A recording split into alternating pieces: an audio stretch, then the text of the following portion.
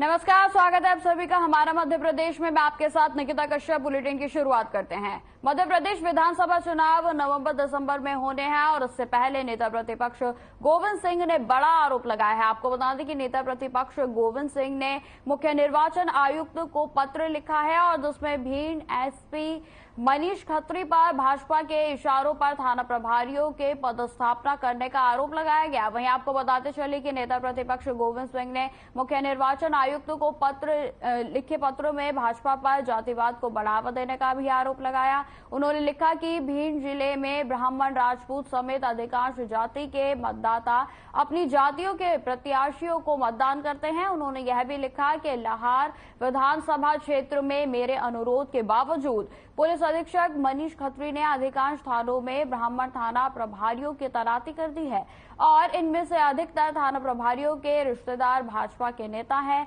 महगांव और अटेर में मंत्रियों के हिसाब से थानेदारों की तैनाती की गई है। वहीं बताते चले कि लाहार में ज्यादातर थानेदार ब्राह्मण समाज के हैं। गोविंद सिंह ने लिखा कि जिस तरीके से जिम्मेदारी दी गई है थानेदारों को, उससे निष्पक्ष चुनाव संभव नहीं है और इसको लेकर नेता प्रतिपक्ष डॉक्टर गोविंद सिंह ने मुख्य निर्वाचन आयुक्त को पत्र लिखा और सही जांच करने की मांग भी की गई।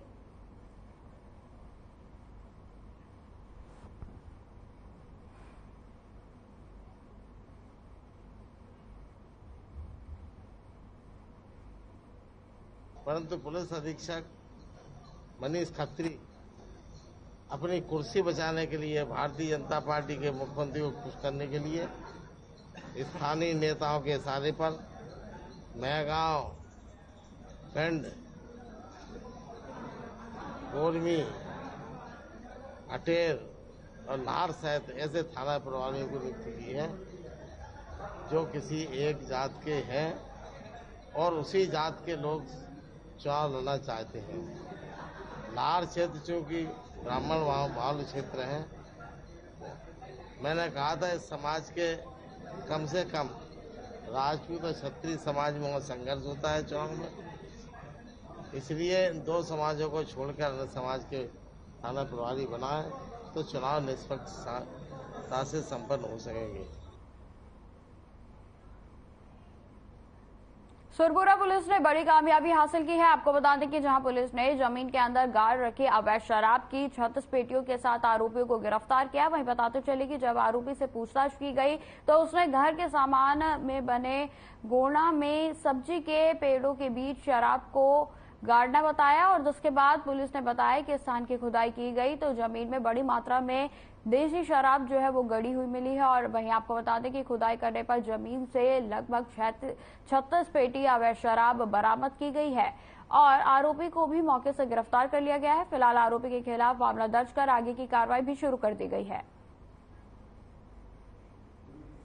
तो आपको बता दें कि अवैध शराब पर पुलिस की ओर से बड़ी कामयाबी हासिल हुई है, जिसमें कि अवैध शराब को भारी मात्रा में जब्त किया गया है। आपको बताते चले कि आरोपी के द्वारा सूचना दी गई थी कि उसने जमीन के अंदर लगभग 36 पेटी जो है वो शराब की गाड़ी हुई थी और जिसके बाद खुदाई करने के बाद जो 36 शराब की पेटियां हैं उनको बरामद कर लिया गया है और साथ ही साथ आपको बताते चले कि आरोपी युवक को भी पुलिस की ओर से गिरफ्तार कर लिया गया है।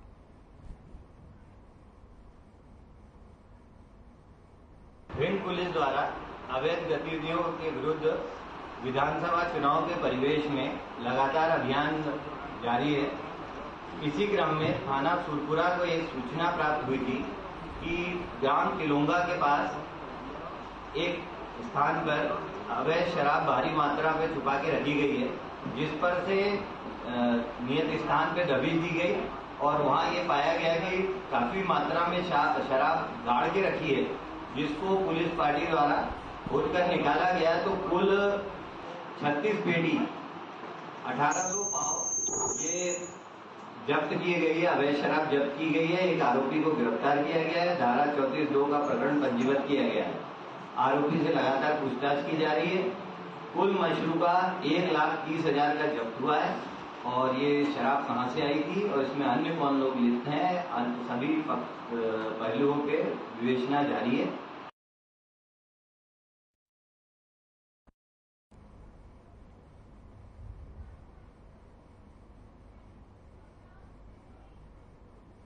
सिंगाजी ताप परियोजना में पावर हाउस के चारों तरफ पानी निकासी के लिए नालियां बनाई गई हैं, लेकिन कार्य के दौरान यहां पर नालियों में पानी की जगह राख बहाने के कारण जिन नालियों में पानी की निकासी होनी चाहिए वहां पावर हाउस के चारों तरफ राख से भरा हुआ है। वहीं आपको बताते चले कि जहां पानी बहना चाहिए वहां अब राख ही राख दिख रही है और जिसके चलते बरसात होने पर पानी की जो नालियां हैं वो वहां पर पानी बहने की बजाय जो है राख बह रही है और जिसकी वजह से पानी जो है वो नहीं निकल पा रहा है। वहीं आपको बता दें कि सिंगाजी परियोजना में पिछले कई सालों से बरसात के पहले सिविल विभागों की ओर से नालियों की सफाई का मॉनसून मेंटेनेंस का कार्य किया जाता था और विभाग के द्वारा यह कार्य अब बंद कर दिया गया है।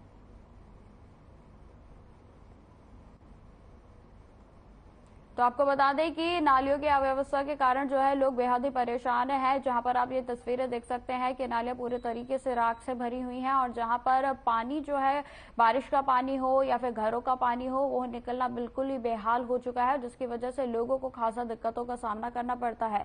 लेकिन वहीं आपको बता दें कि निगम की ओर से इस पर किसी भी तरीके की कोई कार्रवाई नहीं की गई है और काफी लंबे समय से जो है नालियों की सफाई का कार्य भी जो है वो निगम की ओर से अभी तक नहीं किया गया है। वहीं आपको बताते चले कि पहले राख को जो है वो निकाला जाता था, लेकिन लंबे समय से फिलहाल राख की सफाई नालियों में से नहीं की जा रही है। स्वास्थ्य मंत्री डॉक्टर प्रभुराम चौधरी ने जिला चिकित्सालय का आकस्मिक निरीक्षण किया गया। आपको बता दें कि उन्होंने जिला चिकित्सालय के विभिन्न वार्डों में जाकर भर्ती मरीजों के साथ उनके स्वास्थ्य और उपचार संबंधित व्यवस्थाओं के बारे में जानकारी ली। वहीं आपको बता दें कि स्वास्थ्य मंत्री डॉक्टर प्रभुराम चौधरी ने मरीजों से डॉक्टर्स के नियमित चेकअप के लिए आने और नर्सों के आने और दवाइयां मिलने, भोजन और नाश्ता मिलने, यहां तक कि साफ सफाई के बारे में भी पूरी जानकारी ली और जिस पर मरीजों ने स्वास्थ्य सेवाओं और सुविधाओं की सराहना करते हुए स्वास्थ्य मंत्री डॉक्टर प्रभुराम चौधरी को धन्यवाद दिया गया। स्वास्थ्य मंत्री ने मरीजों से आयुष्मान कार्ड बने होने के संबंध में भी जानकारी ली।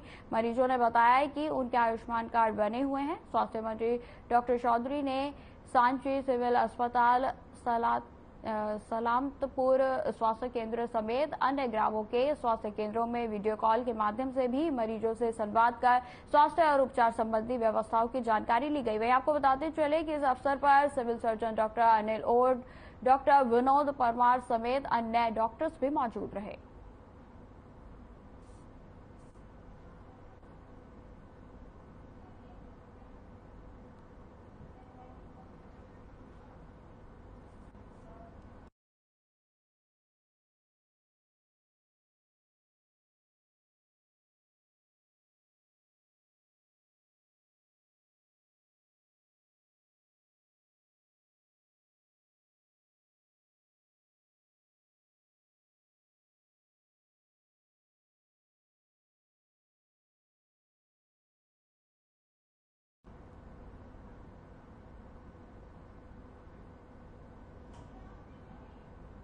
खबरें लगातार बनी रहेंगी, फिलहाल रुकते छोटे से ब्रेक के लिए।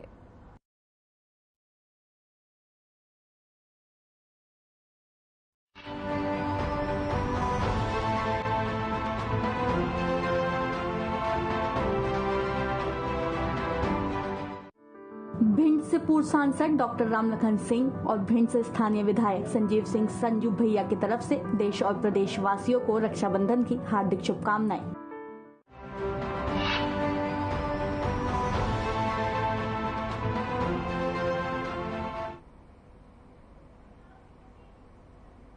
ब्रेक के बाद आपका एक बार फिर से स्वागत है। आपको सीधा अब लिए चलते हैं भोपाल, जहां पर सीएम शिवराज सिंह चौहान के द्वारा प्रेस कॉन्फ्रेंस की जा रही है, जिसमें वीडियो कॉन्फ्रेंसिंग के द्वारा उनके द्वारा यह पीसी की जा रही है। माननीय मुख्यमंत्री जी से मैं आग्रह करूंगी कि हमारा पथ प्रदर्शन करें।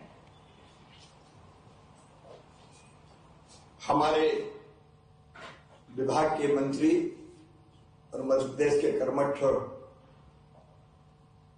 हमारे प्रशासक भाई डॉक्टर अरविंद सिंह भदौरिया जी,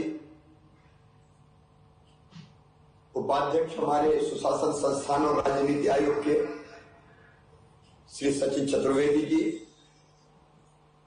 सुश्री सिंथिया मैटिफ्रे जी, यूनिसेफ की हमारी प्रतिनिधि, सुश्री सुसान फर्ग्यूसन, भारत में संयुक्त राष्ट्र महिला प्रतिनिधि, श्री समीर कुमार खरे जी, कार्यकारी निदेशक Asian Development Bank, Praveen Srivastava ji, अध्यक्ष राज्य सांख्यिकीय आयोग, मेरे साथ यहां उपस्थित मुकेश चंद्र जी, राघवेंद्र सिंह जी,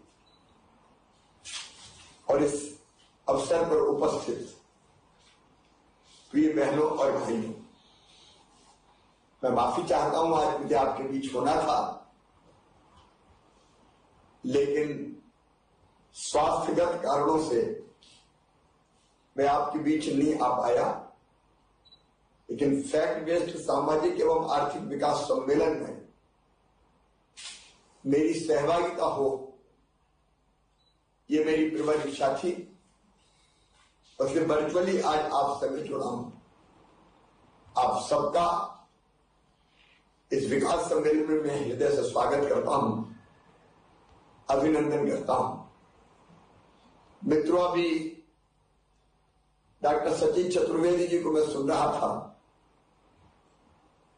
सूचना क्रांति के वर्तमान युग में डेटा उतना ही जरूरी है जितना सांस लेना। डेटा के बिना जीवन की कल्पना नहीं की जा सकती। डेटा केवल सूचना का स्रोत नहीं है, डेटा ज्ञान का स्रोत भी बन गया है। आज की दुनिया में जितने महत्वपूर्ण निर्णय लिए जाते हैं वे सब डेटा के आधार पर ही। अभी मैं देख रहा था, परसों मैंने लाडली बहनों के खाते में सिंगल क्लिक से राशि ट्रांसफर की, और आज मेरे पास आया कि 1,30,00,000 से ज्यादा जो बहनें थी उनके अकाउंट में तत्काल पैसा पहुंच गया। हमारे पास डेटा था, ये डेटा की ताकत है। अभी लाडली बहना योजना के बारे में सचिन जी बता रहे थे, उन्होंने सच कहा, मुझे भी बताते हुए प्रसन्नता है कि बेगा भारिया शहरिया बहनों के खाते में 2017 में मैंने आहार अनुदान योजना शुरू करके 1,000 रुपए की राशि डालना प्रारंभ किया था। इसलिए कि हम पोषण के लिए योजनाएं कई चलाते हैं, ये देंगे, ये देंगे, ये देंगे। मुझे लगा सीधे बैंक के खाते में पैसे दे दो, तो जो जरूरत होगी बैंक पूरी कर लेगी। और जब हमने इम्पैक्ट असेसमेंट करवाया तो मां ने सबसे पहले अपने बेटा बेटियों के पोषण पर वो पैसा खर्च किया, उनके पोषण का स्तर सुधर गया, और उसी से प्रभावित होकर मुझे लगा कि महिलाओं के खाते में, बहनों के खाते में अगर सीधे राशि डाल दी जाएगी तो एक सामाजिक क्रांति होगी। लाडली बहना योजना हमने बताया, और जैसा सचिन जी बता रहे थे, अब लाडली बहनों की जिंदगी बदल रही है। उस 1,000 रुपए का अलग अलग तरह से उपयोग किया कई बहनों ने। एक बहन से मैंने पूछा क्या किया, तो उसने कहा सेकेंड हैंड सिलाई की मशीन ले ली मैंने, और अब मैं सिलाई का काम कर रही हूं। किसी ने छोटी सी दुकान लगा दी, किसी ने कुछ और काम प्रारंभ कर दिया। ये मैं केवल इसलिए करूं कि डेटा की ताकत थी। हमने योजना बनाई लाडली लक्ष्मी, क्योंकि बेटियां बोझ मानी जाती थी, और उसका इम्पैक्ट असेसमेंट हमने किया। बेटी अगर पैदा होगी तो 30,000 रुपए के बचत पत्र खरीद के हम माता पिता या बेटी के अकाउंट में दे देते हैं। उसका फर्क क्या पड़ा? फर्क ये पड़ा कि मध्य प्रदेश में पहले 1000 बेटों पे 912 बेटियां पैदा होती थी, अब 956 बेटियां पैदा हो रही है, एक स्कीम के कारण। मैं कोई अर्थशास्त्री नहीं हूं, लेकिन इतना जरूर जानता हूं कि नीतियां बनाने में, निर्णय लेने में और उसके क्रियान्वयन में डेटा की अत्यंत महत्वपूर्ण भूमिका होती है। अब डेटा के आधार पर जब आप नीतियां बनाएंगे, योजनाएं बनाएंगे, ये जरूरी है कि डेटा शुद्ध हो, डेटा सटीक हो, स्पष्ट हो और विश्वसनीय हो, क्योंकि गलत डेटा तो सही परिणामों पर पहुंचा ही नहीं सकता। और ऐसा तब तक नहीं हो सकता जब तक डेटा वैज्ञानिक तरीके से, साइंटिफिक तरीके से रिसर्च करके, सर्वे करके, शोध करके ना बनाया जाए। उसे जरूरी है कि डेटा वैज्ञानिक तरीके से ही बनाया जाए। लोक कल्याण, जन कल्याण तभी संभव है जब हमें ये निर्धारित करने की क्षमता हो कि जिनका कल्याण करना वो हितग्राही कौन, उनको सहायता किस रूप में दी जाए और हितग्राही तक सहायता कैसे पहुंचे, और सहायता पहुंचने के बाद हितग्राही के जीवन में बदलाव क्या आया, कोई परिवर्तन आया कि नहीं आया। कई बार योजना बना के हम प्रसन्न हो जाते हैं, उसका इंपैक्ट असेसमेंट नहीं होता। जरूरी है कि उसका इंपैक्ट असेसमेंट भी हो। नीतियों के निर्माण और क्रियान्वयन से लेकर उसका असर क्या हुआ, प्रभाव क्या हुआ, और उस प्रभाव के आधार पर कहीं कोई मॉडिफिकेशन की जरूरत तो नहीं है, यह तय किया जा सकता है। डाटा ऐसा भी हो जिससे इंफॉर्मेशन और इंफॉर्मेशन से इंसाइट निकल कर आए। डाटा आधारित सुशासन की प्रणाली विकसित करने के उद्देश्य से मध्य प्रदेश ने पिछले दिनों में कई कदम उठाए और आज मुझे बहुत प्रसन्नता है कि प्रदेश के डाटा डिलीवरी तंत्र को और सशक्त बनाने के लिए एशियन डेवलपमेंट बैंक, यूनिसेफ, संयुक्त राष्ट्र महिला संघ, भारत सरकार का नीति आयोग, मध्य प्रदेश राज्य सांख्यिकी आयोग और अटल बिहारी वाजपेयी सुशासन संस्थान एवं राज्य नीति आयोग जैसे संस्थान एक मंच पर आए हैं। मित्रों, नीतियां प्रभावी है कि नहीं, योजनाओं से आमजन के जीवन में वांछित परिवर्तन हुए कि नहीं, क्या किस नीति में और संशोधन की, परिवर्तन की जरूरत है, ये ऐसे प्रश्न हैं जो सरकार के साथ साथ डेवलपमेंट और सोशल सेक्टर से जुड़े प्रोफेशनल्स के मन में सदा उठते रहते हैं। प्रदेश में इन प्रश्नों का विश्वसनीय उत्तर आए, इसके लिए कोई संस्थागत व्यवस्था नहीं थी। इस अभाव को दूर करने के लिए ही मूल्यांकन एवं प्रभाव आकलन केंद्र की स्थापना की जा रही है।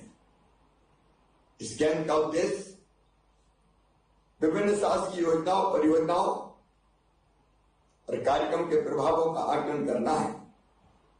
यह संस्था योजनाओं का मूल्यांकन कर साक्ष्य प्रस्तुत करने और योजनाओं के सुधार हेतु रचनात्मक सुझाव देने का काम भी करेगी। योजनाओं के मूल्यांकन को व्यापकता देने के लिए यह केंद्र शैक्षणिक एवं शासकीय सांख्यिकी संस्थानों के साथ समन्वय स्थापित करेगी। इस केंद्र की स्थापना डेटा आधारित सुशासन व्यवस्था को साक्ष्य आधारित सुशासन व्यवस्था में अपग्रेड करने की दिशा में एक महत्वपूर्ण कदम है। सुशासन और नीति विश्लेषण संस्थान एवं राज्य नीति आयोग की संयुक्त पहल से स्थापित हो रहा ये केंद्र माननीय मोदी जी के, हमारे प्रधानमंत्री जी के रिफॉर्म, परफॉर्म और ट्रांसफॉर्म के संकल्प को मध्य प्रदेश की भूमि में साकार करने में महत्वपूर्ण भूमिका निभाएगा और मैं इसके लिए बधाई देता हूं सुशासन संस्थान को भी और नीति आयोग को भी प्रदेश के। मध्य प्रदेश सरकार ने 2007 से ही जेंडर बजटिंग और 2022 से आउटकम ओरिएंटेड चाइल्ड बजटिंग को अपनाया है। ये चाइल्ड एवं जेंडर बजटिंग पर जो कार्यशाला है उसका उद्देश्य सार्वजनिक वित्त संस्थान, समाज, शिक्षा तथा निजी क्षेत्र के राष्ट्रीय और अंतर्राष्ट्रीय विशेषज्ञों को एक मंच पर लाकर राज्य के समग्र विकास के लिए चाइल्ड एवं जेंडर सेंसिटिव बजटिंग की उपयोगिता को प्रतिष्ठित करना है। मित्रों, प्रभावी नीति निर्माण का मूलभूत आधार है विश्वसनीय साक्ष्य। साक्ष्य आधारित निर्णय लेने के लिए सांख्यिकीय डेटा का संग्रह, विश्लेषण और प्रसार की भूमिका अत्यंत महत्वपूर्ण है। डेटा अगर विश्वसनीय नहीं होगा तो नीतियां भी प्रभावी नहीं होंगी। नीतियां प्रभावी नहीं होगी तो प्रदेश का विकास अवरुद्ध हो जाएगा। आर्थिक और सांख्यिकी संचालने के अधिकारियों और कर्मचारियों पर प्रदेश के विकास की गति को बरकरार रखने के लिए विश्वसनीय सांख्यिकी जुटाने की महत्वपूर्ण जिम्मेदारी है। आप सब प्रदेश के सांख्यिकी योद्धा हैं।